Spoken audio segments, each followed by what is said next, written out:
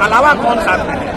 आज किसी बात के लिए बैठक थी, जाकर हम मुस्लिम समुदाय को ये बताएं कि आप आइए और देखिए कि बिहार बदलाव की इस यात्रा में कैसे हर समुदाय के लोग, हर वर्ग के लोग बड़ी तादाद में जनसुराज के साथ जुड़ रहे हैं, जुड़ गए हैं, संकल्प ले लिया है। अब आप जो पहले से जुड़े हुए हैं, आप कहीं पीछे न रह जाए, इसके लिए आज उनसे संवाद किया गया और आपने जो लोगों का कहना था वो आपके सामने सुना।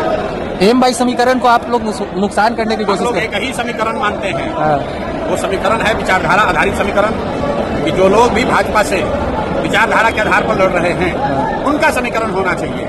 और इस देश में आधे से ज्यादा हिंदू विचारधारा के आधार पर भाजपा के साथ नहीं है, भाजपा से इत्तेफाक नहीं रखते हैं। तो जनसुराज का फॉर्मूला MY सब फॉर्मूला नहीं है।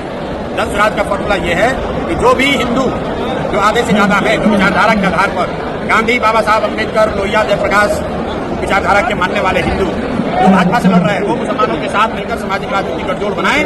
और अगर ऐसा होगा तो हम लोग MY की संख्या है 30, लेकिन जो समीकरण जनसुराज का है उसमें संख्या होगी 60, भाजपा हो जाएगा 40 और हम लोग इनको बुरी तरह हराएंगे। सर, वोटर एडिशन डिलीशन को लेकर के राहुल गांधी देश में कल से बिहार की सड़कों पर रहेंगे। सर, लोकतंत्र है, सबको अपना प्रयास करने का अधिकार है।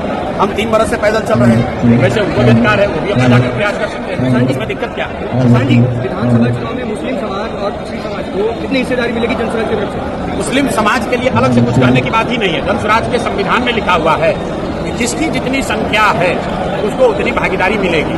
मुसलमानों को भी अलग से मांगने की जरूरत नहीं। अगर मांगने की जरूरत पड़ जाए तो फिर जनसुराज और दूसरे दल में फर्क क्या है? बिना मांगे मुसलमान हो, यादव हो, कुशवाहा हो, ब्राह्मण हो, पासवान हो, वो चाहे किसी को वोट दें, उस समुदाय को उसकी जनसंख्या के हिसाब से भागीदारी मिलेगी ही मिलेगी। उसके लिए किसी तरह के सोर्स पैरवी की जरूरत नहीं है। सर, आरजेडी के एक बड़े लीडर जो जेल में थे, राजवल्लभ यादव, वो जेडी को दामन थामेंगे, ऐसी खबर है, क्या कहेंगे इस पर? यही कहेंगे जो भाजपा का वॉशिंग मशीन की बात होती है। राजवल्लभ यादव पर रेप का, नाबालिग लड़की के साथ रेप का इल्जाम है, वो जेल में है। उनको सरकार की बिना मदद के बाहर तो निकाला नहीं जा सकता है। लेकिन वहाँ नवादा में जो जदयू के नेता थे कौशल यादव, वो छोड़कर चले गए राजद में, और राजद वाला छोड़ कर आ रहा है जदयू में। तो यही बात तो हम बिहार के लोगों को बता रहे हैं, भैया वोट किसी को दो। यही 1250 परिवार का आदमी यहाँ पर विधायक सांसद बनता है।